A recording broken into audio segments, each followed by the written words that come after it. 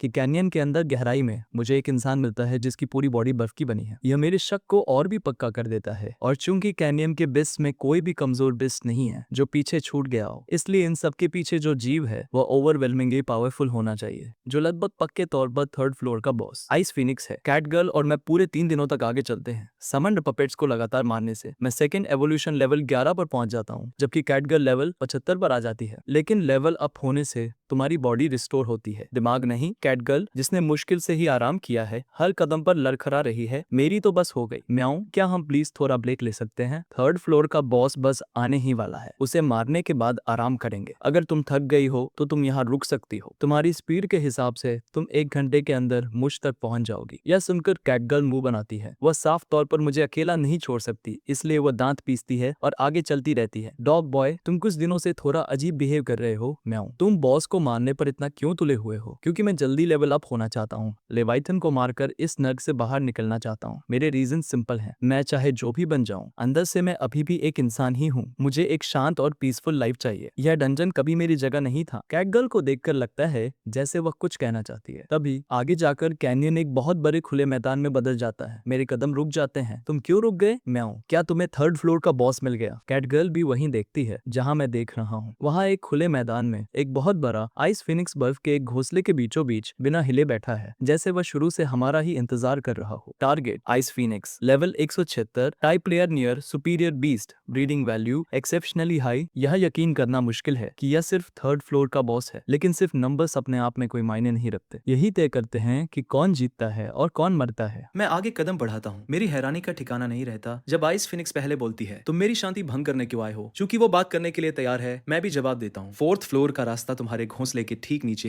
है ना? हम फोर्थ फ्लोर की तरफ जा रहे हैं। अगर तुम किनारे हट जाओ तो आज हम में से किसी को भी मरने की जरूरत नहीं है। आइस फिनिक्स अपनी क्रिस्टल जैसी साफ आंखें घुमाती है और एक लंबे पॉज के बाद बोलती है, मैं बस अपने बच्चे के साथ अनंत काल तक ही रहना चाहती हूँ। तुम्हें मेरी शांति क्यों भंग करनी है? मैं उसके नीचे देखता हूँ। वहाँ एक छोटा आइस फिनिक्स पड़ा है जो सिर्फ हड्डियों का ढांचा है। क्या वो तुम्हारा बच्चा है? आइस फिनिक्स जवाब नहीं देती। वो बस उस छोटे से कंकाल को असीम प्यार से नीचे देखती है, जैसे वो बच्चा अभी भी जिंदा हो। मेरे पास इसके लिए कोई पेशेंस नहीं है और मुझे उसकी परिस्थितियों में कोई दिलचस्पी नहीं है। मैं अपना स्टांस लेता हूँ और लड़ने के लिए तैयार हो जाता हूँ। कैटगर्ल ये सब देखती है और आइस फिनिक्स से लड़ने में हिचकिचाती हुई लगती है, किसी हमदर्दी या क्यूरियोसिटी की वजह से नहीं, बल्कि सिर्फ इसलिए क्योंकि उसे नहीं लगता कि हम जीत सकते हैं। लेकिन मुझे अभी इन सब से कोई मतलब नहीं है। तुम्हारे और तुम्हारे बच्चे के बीच जो भी हुआ, मैं बस फोर्थ फ्लोर तक पहुंचना चाहता हूँ। मेरे ये शब्द सुनकर आइस फिनिक्स अपना सिर उठाती है और मेरी तरफ कुछ कुछ गर्माहट के साथ देखती है और अपने उसी न समझ में आने वाले तरीके से आगे कहती है, मैं समझ गई। तुम भी मेरे प्यारे बच्चे के खेलने का साथी बनना चाहते हो। मेरे पेशेंस की आखिरी बूंद भी खत्म हो गई। मैंने बात करना बंद कर दिया। पल्स की ताकत का इस्तेमाल करते हुए मैं एक ब्लू ग्रीन तोप के गोले में बदल जाता हूँ और अपनी पूरी ताकत के साथ आइस फिनिक्स से टकराता हूँ। मैं अपना जबड़ा पूरा खोलता हूँ और वॉइड ड्रैगन ब्रेथ पल्स के लगातार 3 ब्लास्ट फायर करता हूँ। कैटगर्ल तेजी से अपने दोनों आगे वाले पंजे घुमाती है और एक साथ दर्जनों विंड ब्लेड्स छोड़ती है। हमारे अटैक साइज फिनिक्स पर किसी तूफान की तरह बरसते हैं और उसकी हेल्थ को काट कर सिर्फ एक चौथाई कर देते हैं। लेकिन मुझे कोई खुशी महसूस नहीं होती, सिर्फ डर बढ़ता जा रहा है, क्योंकि जब से लड़ाई शुरू हुई है आइस फिनिक्स ने कोई काउंटर अटैक नहीं किया है। वो अपनी जगह से हिली तक नहीं है, किसी खंबे की तरह बिना किसी हरकत के वहीं खड़ी है। हम उस पर चाहे जो भी हमला करे, मेरे कॉम्बैट इंस्टिंक्ट्स मुझे रुकने के लिए चीख रहे हैं। लेकिन जैसे ही मैं वॉइड ड्रैगन ब्रेथ का आखिरी ब्लास्ट फायर करने वाला होता हूँ, कैनियन की दीवारों की दरारों से अचानक दर्जनों आइस बीस्ट्स बाहर आने लगते हैं। उसी पल आइस फिनिक्स, जो अब तक किसी पहाड़ की तरह शांत थी, फाइनली हिलती है। वो अपने पंख पर पूरी तरह खोलती है। अंदर आने वाले आइस बीस्ट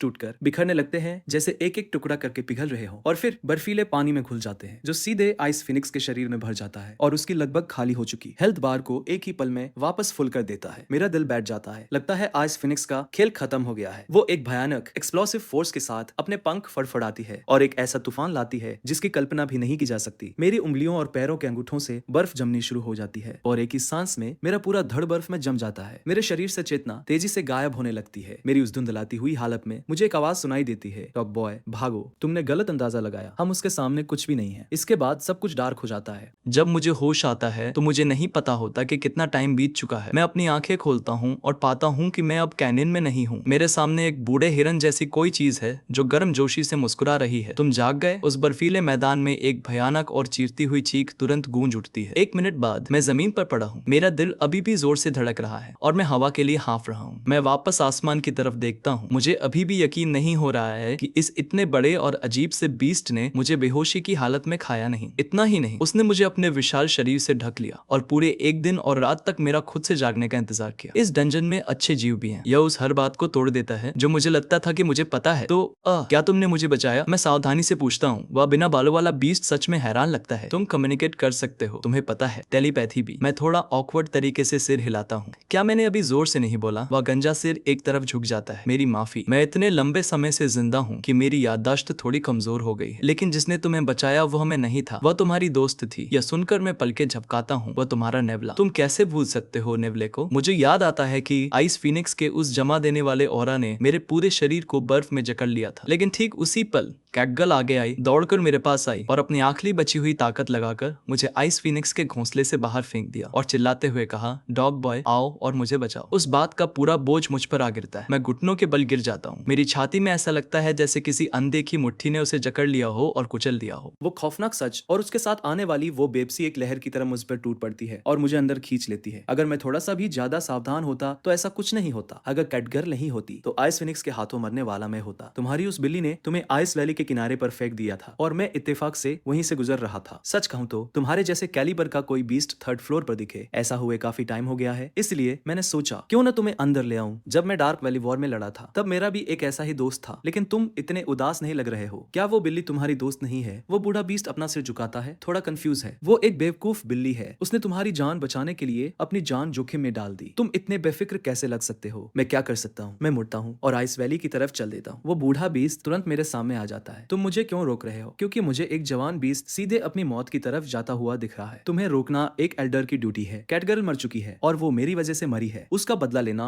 मेरी जिम्मेदारी है। मेरे शब्द सख्त और साफ गूंजते हैं जो एक पक्के इरादे से भरे हुए हैं। वो बूढ़ा बीस्ट कुछ नहीं कहता। उसकी नजरें थोड़ी नीचे झुक जाती है। मेरे ड्रैगन के दोनों पंजों की मुट्ठियां इतनी कसकर बंधी हैं कि पोरों के बीच से खून रिस रहा है। वो बूढ़ा बीस्ट सब कुछ समझते हुए मुस्कुराता है जैसे कोई अच्छी याद ताजा हो गई हो। एक लंबे पल के बाद वो बोलता है, क्या हो अगर मैं तुमसे कहूं कि तुम्हारी दोस्त मरी नहीं है? वे शब्द मेरे लिए किसी लाइफलाइन की तरह काम करते हैं। मैं तेजी से मुड़ता हूं और उस बूढ़े बीस्ट को एक गर्म स्माइल के साथ मुझे देखते हुए पाता हूं। ये कोई झूठ नहीं लगता। आइस फिनिक्स के पपेट्स में एक असाधारण रूप से हाई डिग्री का रियलिज्म होता है। ऐसा इसलिए है क्योंकि उसकी समनिंग टेक्निक एक रेयर आर्ट है जिसे बॉर्न फ्लेश सब्स्टिट्यूशन कहा जाता है। पुराने जमाने से लेकर अब तक सिर्फ 10 से भी कम जीवों के पास ये स्किल रही है। ये दुनिया की सबसे रेयर एबिलिटीज में से एक है। नॉर्मली समन किए गए क्रिएचर्स अपने ओरिजिनल्स से कमजोर होते हैं, लेकिन बोन फ्लेश सब्स्टिट्यूशन ऐसे क्रिएचर्स बना सकता है जो अपने ओरिजिनल्स के बराबर या उनसे भी ज्यादा ताकतवर हो। क्योंकि ये कॉपी नहीं करता, ये कब्जा करता है। ये एक क्रिएचर को फंसाता है और उसे मार देता है, लेकिन उसकी आत्मा को बचा लेता है, उसके दिमाग को मिटा देता है और बर्फ से उसके शरीर को दोबारा बनाता है। ये समनिंग कम और पपेट बनाना ज्यादा है, इसीलिए उसके समन किए गए क्रिएचर्स को मारने पर भी एक्सपीरियंस पॉइंट्स मिलते हैं। आइस वैली में तुम्हारा जिस भी बीस्ट से सामना हुआ, बिना किसी एक्सेप्शन के वो आइस फिनिक्स का एक पपेट है। हर्ड फ्लोर काफी लंबे टाइम से पूरी तरह आइस फिनिक्स के कंट्रोल में है। पीछे छूटे हुए कुछ कमजोर बीस्ट को छोड़कर जिसके पास भी जरा सी भी ताकत है, उसे आइस फिनिक्स के पपेट्स में बदल दिया गया है। यह सच इतना बड़ा है कि इसे समझना लगभग नामुमकिन सा लग रहा है, लेकिन इन सब बातों का कैटगर के अभी भी जिंदा होने से क्या लेना देना है? मैं कंफ्यूज होकर पूछता हूँ। वो बुजुर्ग बीस्ट आगे कहता है, बोन फ्लेश सब्स्टिट्यूशन पावरफुल है, लेकिन इसकी कमजोरी यह है कि ये बहुत धीरे काम करता है। ये शिकार की बॉडी को सेलुलर लेवल पर थोड़ा थोड़ा करके रिप्लेस करने के लिए आइस एट्रीब्यूट्स का यूज करता है, तभी पूरी आत्मा को सही सलामत बचाया जा सकता है। उस बिल्ली के स्टैट्स को देखते हुए इस प्रोसेस में लगभग 2 हफ्ते लगेंगे। आइस फेनिक्स को 2 हफ्तों के अंदर मार दो और उस बिल्ली को हीलिंग मैजिक से वापस लाया जा सकता है। 2 हफ्ते मेरे अंदर एक ही पल में उम्मीद की लहर दौड़ जाती है। मेरे हीलर की मौत ने मुझे पहले ही एक बहुत बड़ा शॉक दिया था। अगर कैटगर्ल भी मर गई तो वो गिल्ट मुझे जिंदगी भर सताता रहेगा। यह न्यूज मेरे लिए प्योर एड्रेनालिन के शॉट की तरह काम करती है। अगर कैटगर्ल का पकड़ा जाना मेरी लापरवाही थी तो उसे बचाना मेरी जिम्मेदारी है। थैंक यू एल्डर, मुझे पता है कि मुझे क्या करना है। वह बुजुर्ग बीस्ट दिल खोल कर हंसता है। मैं बस बहुत लंबे टाइम से जिंदा हूँ। किसी जवान कैंडल ड्रैगन पप का मिलना बहुत रेयर है, इसलिए मैंने तुम्हारी मदद की, ज्यादातर बस इसलिए कि मेरे पास करने के लिए कुछ हो। ये बात मुझे एकदम सुन्न कर देती है। अभी मुझे एक माइनराइज्ड ड्रैगन दिखना चाहिए। कैंडल ड्रैगन की ब्लड लाइन 2 एवोल्यूशंस के नीचे दब चुकी थी। इस बुजुर्ग बीस्ट ने इसके आर पार कैसे देख लिया? तभी मुझे कुछ और भी गलत लगता है। इस बीस्ट ने अभी कहा था कि 3rd फ्लोर पर कमजोर बीस्ट को छोड़कर हर चीज को आइस फिनिक्स के पपेट्स में बदल दिया गया है, लेकिन इतना विशाल बीस्ट पक्का कोई पीछे छूटा हुआ कमजोर जीव नहीं है। तो ये आइस फिनिक्स की पकड़ से कैसे बच निकला? उस बुजुर्ग बीस्ट की आंखों में एक शरारती चमक आ जाती है, जैसे उसने मेरा दिमाग रीड कर लिया हो। क्या तुम्हारे पास भी ट्रुथ नाम की वह रेयर स्किल नहीं है? वह सच में एक ओवर पावर्ड एबिलिटी है। पुराने जमाने से लेकर अब तक तुम्हारे अलावा मैंने सिर्फ एक गॉड के पास ही वो स्किल देखी है। तुम अभी ट्रुथ का यूज क्यों नहीं करते और खुद ही क्यों नहीं देख लेते? मैं शौक से परे हूँ। मैंने कभी नहीं सोचा था कि इसे मेरी ट्रुथ स्किल के बारे में भी पता होगा। तो फिर मेरी बदतमीजी को माफ करें एल्डर। मैं खुद को संभालता हूँ, अपना सिर उठाता हूँ और इस विशाल अजीब बीस्ट पर ट्रुथ एक्टिवेट करता हूँ। जैसे ही डेटा क्लियर होता है मेरी आंखों के सामने अंधेरा छा जाता है। मेरे पैर जवाब दे जाते हैं और मैं सीधा जमीन पर गिर पड़ता हूँ, क्योंकि मेरे सामने खड़ा ये अजीब सा दिखने वाला बीस्ट एक सुप्रीम डिवाइन डिवाइन बीस्ट है जिसका लेवल लेवाइथन से भी ज्यादा है। Target Babylon level 413 type supreme divine beast. तुम असल में कौन हो? मेरी आवाज अनकंट्रोलेबल तरीके से कांप रही है, लेकिन बेबलोन सिर्फ मुस्कुराता है और कुछ नहीं कहता। वो गहरे नीले आसमान की तरफ देखता है। उसके होंठ एक शांत स्माइल में मुड़ जाते हैं, जैसे वो बहुत पहले की कोई खूबसूरत चीज याद कर रहा हो। एक लंबी खामोशी के बाद वो बरबराता है, एक बार मैंने एक मिलियन डेमन गॉड से लड़ाई की थी। अपनी उंगलियों की एक चुटकी से मैंने सुबह को शाम से अलग कर दिया था। अब मैं अकेला चलता हूँ, सेटिस्फाइड हूँ और अभी भी भुला दिए जाने पर खुश हूँ। पता चलता है कि जब गॉड से पहली बार डंजन बनाया था तो उन्होंने इसे डुअल बॉस स्ट्रक्चर के साथ डिजाइन किया था, लेकिन टाइम बीतने के साथ जब बेबीलोन लड़ाइयों और उसके सारे मामलों से थक गया और जैसे जैसे उसकी उम्र ढलने लगी, वो थर्ड फ्लोर पर चला गया, जो उन सब में रहने के लिए सबसे सही था, और बहुत ज्यादा ताकतवर लेवाइथन को डंजन पर अकेले राज करने के लिए छोड़ दिया। उसके इस छोटे से इंट्रोडक्शन के बाद मैं बस एक रुकी सी स्माइल ही दे पाता हूँ। इस डंजन में अभी आधा रास्ता भी पार नहीं किया है और मेरा सामना पहले ही दोनों फाइनल बॉसेस से हो चुका है। यह मेरी अच्छी किस्मत है या नहीं, मैं सच में नहीं कह सकता, लेकिन कम से कम लेवाइथन के उलट बेबलोन बात करने के लायक है और उसके अंदर कोई दुश्मनी नहीं है। एल्डर, क्या मैं सच में आइस फिनिक्स को हरा सकता हूँ और कैटगर्ल को बचा सकता हूँ? बेबलोन तुरंत कोई जवाब नहीं देता। उसे और लेवाइथन को डंजन के फाइनल बॉसेस के रूप में एक साथ रखे जाने का रीजन सिंपल है। लेवाइथन ताकत का प्रतीक है और बेबलोन बुद्धिमानी का। वो एक पल के लिए सोचता है, फिर वही सवाल मुझ पर वापस डाल देता है। ये डंजन है, तुमने अब तक जितने भी बीस्ट को मारा है, क्या उनमें से एक भी ऐसा था जिसका लेवल तुमसे ज्यादा न हो? बेबलोन की वो शांत नजर मेरे पूरे शरीर में एक सिहरन दौड़ देती है। ये सिर्फ दया नहीं है, ये एक सच्चे ज्ञानी द्वारा एक ही सवाल में समेटे गए हजार शब्द है। मैं एक ही पल में उसकी बात का वजन समझ जाता हूँ। बेबलोन दुनियादारी से चाहे कितना भी दूर हो, वह अभी एक डंजन बॉस है और आइस फिनिक्स भी। मुझे बचाने के उसके इस काम को डंजन के एक टैलेंटेड बीस्ट की तारीफ के तौर पर देखा जा सकता है, लेकिन एक फाइनल बॉस होने के नाते ऐसा हो ही नहीं सकता कि बेबलोन मुझे कभी ये सिखाए कि दूसरे बॉस को कैसे मारा जाए। मैं एक लंबे पल के लिए सोच में अपना सिर झुकाता हूँ, फिर खड़ा होता हूँ। थैंक यू एल्डर, मैं समझ गया। मैं मुड़ता हूँ और आइस वैली की डायरेक्शन में चल देता हूँ। 2 हफ्ते नहीं 10 दिन। 2 हफ्ते बहुत ज्यादा रिस्की हो जाएंगे। कैटगर शायद उतने टाइम तक जिंदा न रह पाए। 10 दिन, मैं खुद को बस इतना ही टाइम दे रहा हूँ। मेरे बेहोश रहने का टाइम निकाल दे तो मेरे पास 9 दिन बचे हैं और उनमें से एक भी पल बेकार नहीं जाएगा। मैं आइस वैली के एंट्रेंस पर खड़ा होता हूँ, 10 किलो से ज्यादा वजन का बर्फ का एक टुकड़ा उठाता हूँ और फिर अपनी पूरी ताकत लगाता हूँ, उसे पल्स के साथ मिलाता हूँ और उसे पूरी ताकत से वैली में फेंक देता हूँ। उस थ्रो की बेहिसाब ताकत उस बर्फ को तोप के गोले जैसी तबाही मचाने वाली फोर्स दे देती है। वो 1 किलोमीटर से भी ज्यादा दूर बर्फ की दीवार से एक कान फाड़ देने वाले धमाके के साथ टकराता है और आवाज का वो धमाका दीवार से चिपके आइसबोर्न काइट्स को तुरंत गुस्से से भर देता है। कुछ ही पलों में वैली के एंट्रेंस के पास छिपे हुए 2 से 3 हजार आइसबोर्न काइट्स एक साथ हवा में उड़ जाते हैं, लेकिन उस भारी झुंड को देखकर मैं बस मुस्कुराता हूँ। बात यह है, आइस फिनिक्स अपने खुद के आइस पपेट्स को एब्जॉर्ब करके अपनी हेल्थ रिस्टोर कर सकती है। जब तक आइस वैली में आइस पपेट्स बचे रहेंगे, आइस फिनिक्स को मारना लगभग इम्पॉसिबल है और आइस वैली के हर एक बीस्ट को एक आइस पपेट में बदल दिया गया है। तो खुद की पावर बढ़ाते हुए क्यों ना उसकी यह एबिलिटी ही छीन ली जाए। आइस वैली में दोबारा घुसने से पहले मैं इंटेंसिफाइड ग्रोथ को लेवल 2 पर अपग्रेड करने के लिए 40 अनलॉक पॉइंट्स खर्च करता हूँ। ये स्किल कॉम्बैट के बाहर पैसिवली हर मिनट 2 एक्सपीरियंस पॉइंट्स जनरेट करती है और मारने से मिलने वाले सारे एक्सपीरियंस को 4 गुना कर देती है। मैं अपना स्टांस लेता हूँ और आइसबोर्न काइट्स से भरे आसमान की तरफ अपना ड्रैगन का पंजा मोड़ता हूँ। आइस वैली का सफाया करने के लिए 9 दिन और तुम मेरा पहला बैच हो और बिल्कुल इसी तरह 6 दिन बीत जाते हैं। आखिरी प्योरब्रेड कोटो बीस्ट पपेट के गिरने के साथ मेरा शरीर जवाब दे जाता है और मैं जमीन पर गिर पड़ता हूँ। नोटिफिकेशन, प्योरब्रेड कोटो बीस्ट का एक्सटिंक्शन हो गया है। 20 अनलॉक पॉइंट्स का एक्सटिंक्शन बोनस मिल गया है। टोटल अनलॉक पॉइंट्स 416, लेवल बढ़कर लेवल 16 हो गया है। ये आइसबोर्न बीस्ट पपेट की 11वीं प्रजाति है जिसका मैंने एक्सटिंक्शन किया है। 6 दिन। मैंने खुद को इतनी बार अपनी आखिरी लिमिट तक धकेला है कि मैं गिन भी नहीं सकता। मेरे करंट लेवल पर बची हुई आखिरी 2 प्रजातियों का सफाया करने से भी मेरा एक भी लेवल नहीं बढ़ेगा, लेकिन मुझे ये करना ही होगा। ना सिर्फ आइस फिनिक्स की इमॉर्टलिटी हमेशा के लिए छीनने के लिए, बल्कि इससे भी जरूरी 90% और अनलॉक पॉइंट्स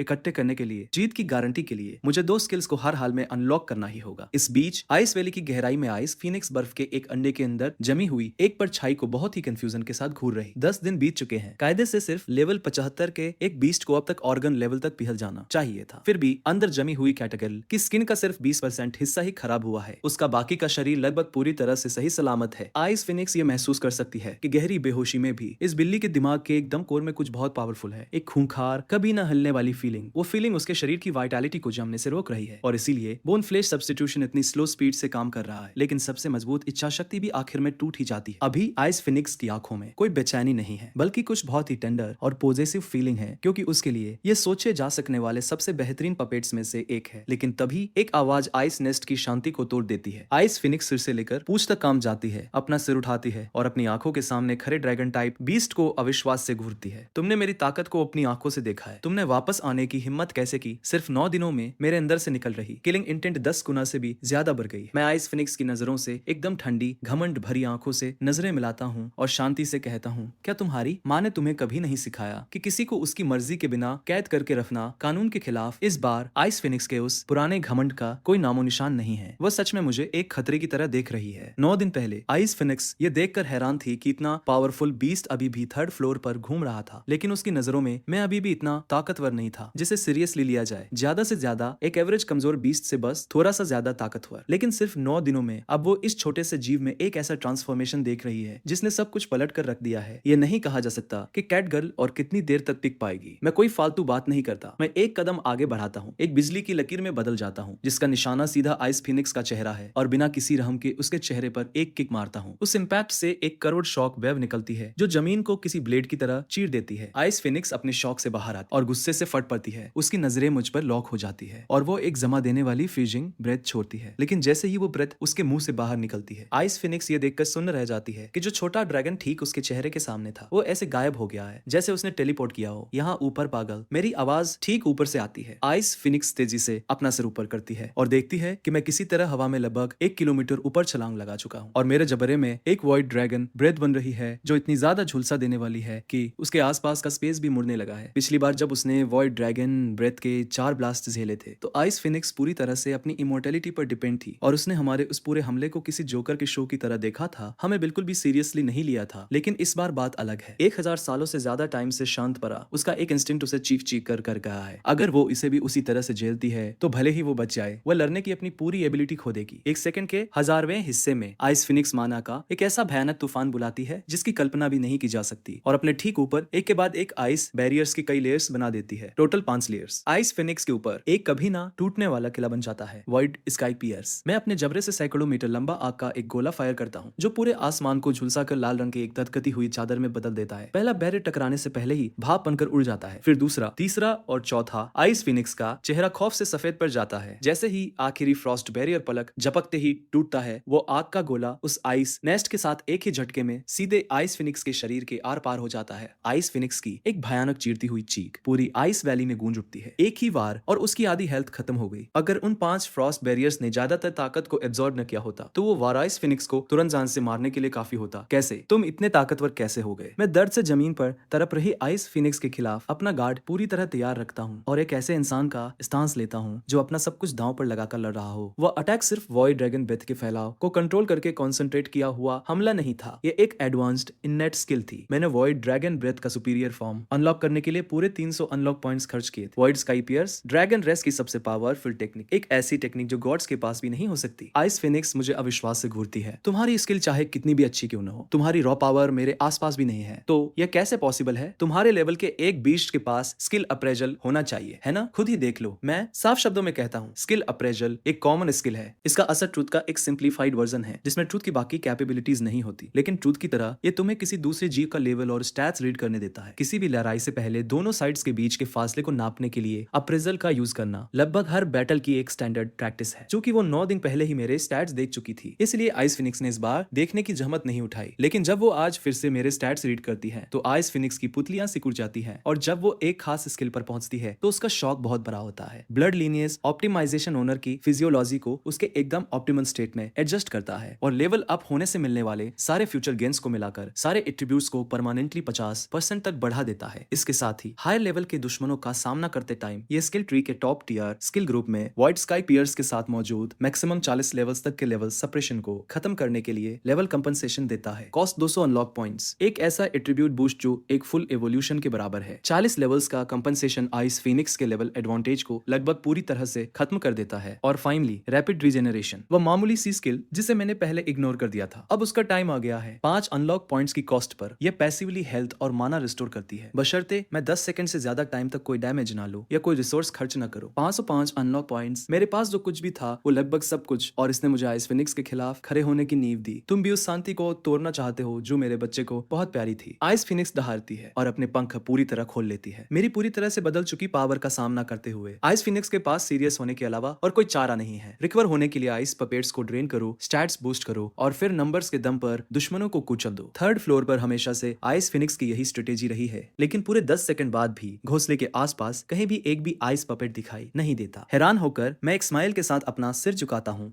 आइस फिनिक्स को फाइनली रियलाइज होता है कि कुछ बहुत गलत हो गया है। स्टैंडर्ड समनिंग के उलट बोन फ्लैश सब्स्टिट्यूशन ऐसे आइस पपेट्स बनाता है जिनमें असली लाइफ फोर्स जिंदगी होती है। इसका रिजल्ट ये होता है कि उन्हें कंट्रोल करने के लिए बहुत ज्यादा मेंटल एनर्जी खर्च करनी पड़ती है। इतने बड़े नंबर को कंट्रोल करते हुए भी ये सिर्फ बेसिक कमांड ही दे सकती है। पपेट्स को ज्यादातर अपने खुद के जजमेंट सोच पर डिपेंड रहना पड़ता है। इससे ये पता लगाना लगभग इम्पॉसिबल हो जाता है कि कब किसी एक पपेट पर हमला हो रहा है। वैली में कम से कम 3 लाख आइस पपेट्स होने की वजह से उन सब पर नजर रखने के लिए 3 मिलियन से ज्यादा के परसेप्शन स्टैट की जरूरत होगी। यहाँ तक कि लेवाइथन का परसेप्शन भी इतना हाई नहीं हो सकता। आइस फिनिक्स को कभी पता ही नहीं चला कि मैं उन्हें खत्म कर रहा हूँ। इस पल आइस फिनिक्स को ऐसा लगता है जैसे वो किसी जमी हुई गहरी खाई में गिर गई हो। उसने कभी नहीं सोचा था कि ये छोटा ड्रैगन बोन फ्लेश सब्स्टिट्यूशन की सबसे बड़ी कमजोरी को पकड़ लेगा और सच में वैली के उन लाखों आइस पपेट्स में से हर एक को खत्म कर देगा। तुम्हारे आइस पपेट्स सच में पावरफुल हैं। तुम 3rd फ्लोर पर राज करने की पूरी तरह काबिल हो, लेकिन तुम पास्ट बीते हुए कल में बहुत ज्यादा उलझी हुई हो। मेरे एक्सपीरियंस से इस अनुभव भी कुछ कुछ तुम्हारे जैसे ही रहे हैं। मैंने भी अपने प्यारों को अपने सामने मरते हुए देखा है। बेबलोन ने मुझे तुम्हारी कहानी बताई। तुम्हारे बच्चे के साथ जो हुआ वो सच में एक ट्रेजेडी, दुखद घटना थी, लेकिन मैं तुम्हें इसलिए हरा सकता हूँ क्योंकि मेरी नजरें हमेशा आगे की तरफ रहती है। मैंने जिन्हें खोया है उन्होंने मुझे वो बनाया है जो मैं आज हूँ, लेकिन तुम अभी भी उनकी यादों में कैद हो। बेबीलोन उस नाम को सुनते ही आइस फिनिक्स बुरी तरह कांप उठती है। उसकी आंखों का शौक गुस्से में बदल जाता है। वो कभी न मरने वाला पुराना खंडर। आइस फिनिक्स अपने पंख फड़फड़ाती है और एक भयानक तूफान खड़ा कर देती है। उसके शरीर का सारा माना उसके पंखों में भर जाता है। जैसे ही उसके पंखों की चमक अपने पीक चरम पर पहुंचती है, आइस फिनिक्स अपने पंखों को नीचे की तरफ जोर से झटकती है और माना का एक ऐसा भयानक तूफान छोड़ती है जिसकी कल्पना भी नहीं की जा सकती। ये जहां भी पहुंचता है वहां की हवा भी जमकर सॉलिड हो जाती है और मैं जो रैपिड रिजनरेशन से पहले ही पूरी तरह रिकवर हो चुका हूँ, अपनी जिंदगी का सबसे पावरफुल वार करता हूँ। Comet strike, wide sky, pierce जैसे अपने जबड़े से एक तारा फायर कर रहा हूँ और एक ऐसी भयानक गर्मी जो उस दुनिया को भी पिघला दे जिसे पूरी तरह से जमे हुए होना चाहिए था। एक तरफ पूरा स्पेस जम रहा है, दूसरी तरफ वे ग्लेशियर्स बर्फ के पहाड़ पिघलने लगते हैं जो 10,000 सालों से नहीं पिघले थे। बर्फ और आग आपस में टकराते हैं और चकाचौंध कर देने वाली रोशनी का जो धमाका होता है उसे शब्दों में बयान नहीं किया जा सकता। एक समय की बात है, बहुत पहले, जब डंजन पहली बार बना था तो वहाँ सिर्फ केओस, अराजकता था। पुराने जमाने में यहाँ लाए गए बीस्ट ने आपस में 5 फ्लोर्स बांटने के लिए खूंखार और खूनी जंग लड़ी। उस कभी न खत्म होने वाले कत्लेआम के अनगिनत सालों के बाद एक फिनिक्स का जन्म हुआ। सिर्फ अपनी ताकत के दम पर उसने सारी लड़ाइयों को खत्म कर दिया और इस 5 फ्लोर के डंजन के अंदर प्योर पीस, पूरी तरह शांति वाली एक जगह बनाई। एक टाइम था जब ये जगह पक्षियों के चहचहाने से गूंजती थी और जमीन के हर इंच पर गर्माहट खिली रहती थी। यहाँ तक कि बेबीलोन जो फाइनल बॉसेस में से एक था, वो भी उसकी उस शांत दुनिया में रहने के लिए 3rd फ्लोर पे आ गया था। बाद में फिनिक्स ने अपनी रीबर्थ, पुनर्जन्म की पावर का यूज किया। समय समय पर दुनिया की नफरत को एब्जॉर्ब किया, खुद को आग के हवाले कर दिया और उस सारी नफरत को इस सेंचुरी पवित्र जगह से दूर ले जाने के लिए राख से एक नए रूप में फिर से जन्म लिया। जब तक कि एक दिन फिनिक्स का एक बच्चा नहीं हुआ। उस बच्चे ने अपनी माँ की जिम्मेदारियां ले ली और डंजन के 3rd फ्लोर पे इस स्वर को बनाए रखने में मदद करने लगा। लेकिन फिनिक्स और उसके बच्चे को जो नहीं पता था वो ये था कि नफरत और लालच को कभी भी पूरी तरह से मिटाया नहीं जा सकता। डंजन का लॉर्ड लेवाइथन यहाँ के बीस्ट्स को इतनी आसानी से जीने की परमिशन नहीं दे सकता था। बीस्ट्स को बीस्ट्स ही रहना चाहिए। मारने, इवॉल्व होने और ठंडे पड़ने के उस कभी न खत्म होने वाले साइकिल चक्र में फंसे हुए। इसलिए लेवाइथन 3rd फ्लोर पर आया, फिनिक्स के बच्चे को मार डाला और 3rd फ्लोर के सारे बीस्ट्स की इंटेलिजेंस से सोचने समझने की ताकत छीन ली, उन्हें बिना दिमाग का बना दिया जो किलिंग मशीन्स के अलावा और कुछ नहीं थे। फिनिक्स को अभी भी याद है कि उसके बच्चे ने अपने आखिरी पलों में क्या कहा था। कितना अच्छा होता अगर ये शांति हमेशा के लिए बनी रहती। काश हम इस डंजन के श्राप को तोड़ पाते। बेबीलोन, तुम लेवाइथन के बराबर इस डंजन के एक लॉर्ड हो। तुम चुपचाप खड़े कैसे देखते रहे और लेवाइथन को यहाँ मेरी बनाई हुई हर चीज तबाह कैसे करने दी? उस सवाल का सामना करते हुए बेबीलोन का जवाब सिर्फ 3 शब्दों का होता है, मैंने कोशिश की थी। बेबीलोन ने मुझे तुम्हारी कहानी बताई। मरती हुई आइस फिनिक्स का सामना करते हुए मेरी आंखों का गुस्सा धीरे धीरे पिघल जाता है और उसकी जगह वो दया ले लेती है जिसे मैंने अपने अंदर बहुत गहराई में दबा रखा था। अपने आखिरी पलों में आइस फेनिक्स अपनी नजरें मुझ पर टिका देती है। मैं बस यही चाहती थी कि चीजें वैसी ही रहे जैसी वे पहले थी, सब लोग शांति से रहें इस दुनिया में और कोई कत्लेआम ना हो। लेकिन तुमने जो किया है वो मारने से भी ज्यादा क्रूर, निर्मम है। मैंने इस दुनिया को वैसा बनने से रोक दिया जैसा लेवाइथन चाहता था। मैं बस 3rd फ्लोर की शांति को बचाना चाहती थी और उस श्राप को तोड़ना चाहती